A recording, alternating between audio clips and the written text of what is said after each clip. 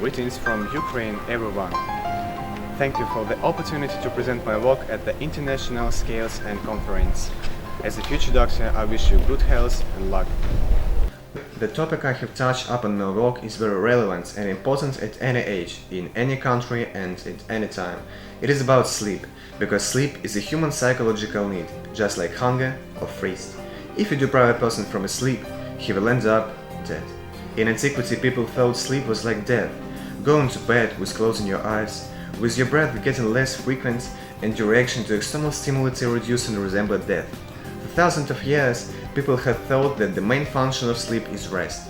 However, with the invention in 1928 of an electroencephalograph, a device to detect electrical activity in the brain, and the discovery in 1953 of the sleep-based rapid eye movement, scientists realized that sleep is not a monotonous state, but an active process that multiply functions.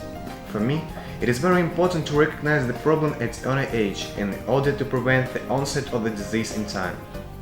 This is why they are looking for disease predicators. The study of sleep opens up many possibilities in this direction.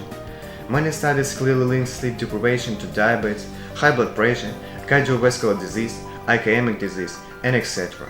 Another group of diseases that they have talked about intensively in recent years, this is the onset of the coronavirus pandemic, is neurodegenerative disease, Parkinson's disease, and Alzheimer's disease. The debut of coronavirus infection in many people begins with symptoms of lesions of the subcortical structures of the brain, namely disorders of sleep and wakefulness. By studying hypnograms obtained in polysomnographic research, one can judge by the sleep structure, quality and number of stages and phases in a given person, and suspect serious diseases. All this data once again underscores the importance of studying the chosen research topic. A lack of sleep in adolescence is an even more serious problem because it starts at an early age and can lead to serious consequences. Problems with the cardiovascular, endocrine system can develop, the frequency of headaches increases, vision loss, and depression. The main influences on the development of sleep problems in adolescence are hormonal changes, as some of the hormones of puberty can alter the phases of sleep cycle, early schooling, afternoon classes, large number of homework, various leisure activities, eating foods rich in caffeine in the evening.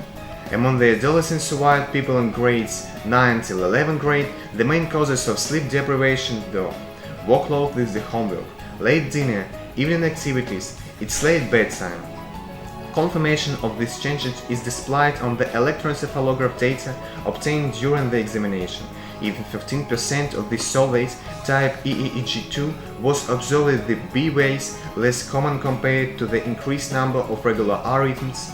Slow theta and delta activity is defined. In Dwayne's survey, 58% of Group 1 and 80% of Group 2 teenagers showed signs of autonomic dysfunction as opposite to control group children.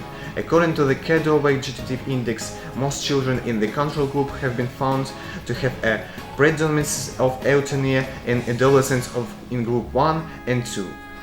What is the way out? How do we prevent the consequences of sleep deprivation?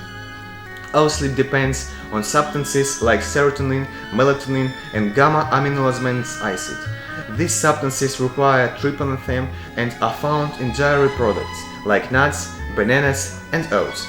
Serotonin is a hormone of joy, produced by light, and the absence of light leads to depression. Melatonin is an antidote to serotonin, a hormone that inhibits wakefulness produced in the human brain after dark, regulating hormones and diurnal rhythm. To all teenagers, expect the application of night sleep hygiene. Recommended magnesium with vitamin B6 for 1 month, followed by positive changes on the effort scale and the Montreal cognitive test.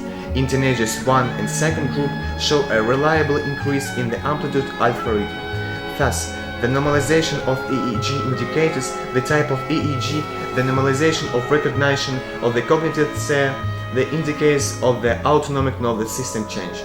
Very promising in the terms of research are evaluation of cognitive changes and function on the autonomic nervous system in adolescents who lack daytime sleep, analysis of polysomnographic sleep indicators in adolescents and their dynamics in the treatment process using various methods, development of practical recommendations on how to choose treatment for adolescents according to the characteristics studied. Thank you for attraction.